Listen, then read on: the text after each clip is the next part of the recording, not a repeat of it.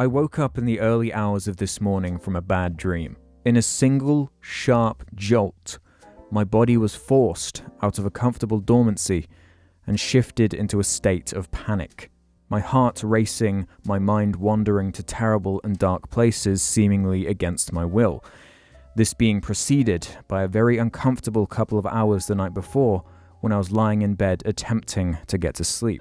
But again, I simply couldn't because my heart that was beating out of my chest, erratic breathing, unusual and unhealthy thought patterns that only make the condition worse and worse. If you're expecting a regular, silly IHE, well, this is not the video for you. And if it makes you uncomfortable, I recommend leaving right now.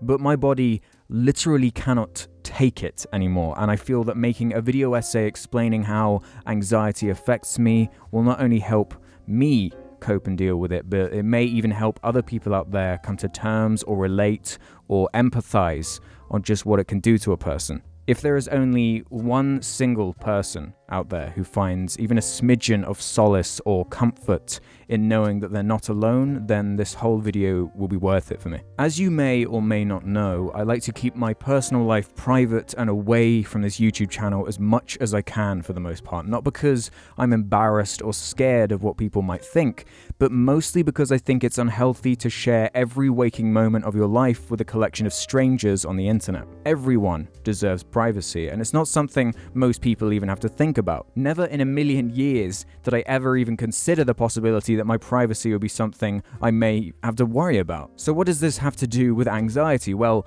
in May of 2016, I vanished for nearly a month. No videos were uploaded, I barely posted anything anywhere. The only place you could have found me was on the Jar Media podcast, where I definitely wouldn't have mentioned or talked about what was happening to me at the time. I did a live stream where I loosely and vaguely explained where I was for all that time, beating around the bush and avoiding the exact reasoning, but let me explain to you what happened. Near the end of April or early May, I can't really remember, some anonymous people out there started to get creepy. No, I'm not talking about stupid comments or a rude email.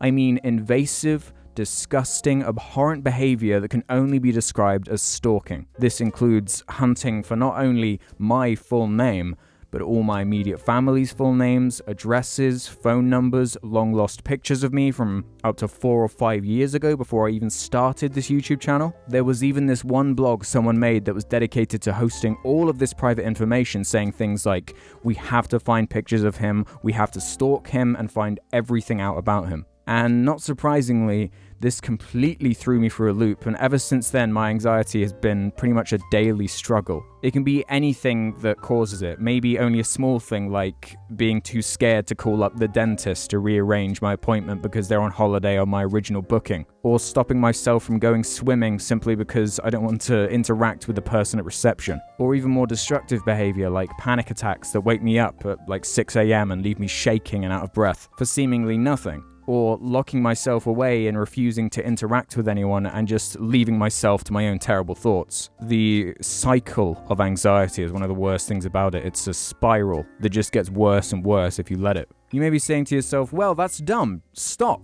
Just don't do it. That makes no sense. And you're right, the thing that agitated me the most about anxiety at first was the lack of being able to find a reasonable explanation or cause for why I feel the way I do. Because the awful thing about anxiety is that it's not reasonable. It defies logic. It is wrong. It's a thought process and a destructive, vicious cycle that is very hard to wrap your head around at first, and only gets worse the more self-aware about it you become. Anxiety is destructive, crushing. It hurts you both physically and mentally. It ruins relationships with people. It makes you feel pathetic and lost. It makes you feel wrong or broken, embarrassed and sick. But let me tell you something. You should never feel embarrassed or ashamed for something you have no control over. Whether it's a mental illness, your skin color, your sexual preference, don't you let anyone ever make you feel like you should be ashamed, guilty, or embarrassed for that. Objectively, on paper, I should have absolutely nothing to worry about. I have a very comfortable and safe life. But another cruel symptom of anxiety can be a sense of constant doubt and worry. Things like, my YouTube channel is doing too well, my life is going too smoothly, my partner is too attractive and too perfect, things are going too great for me, and maybe I don't deserve it.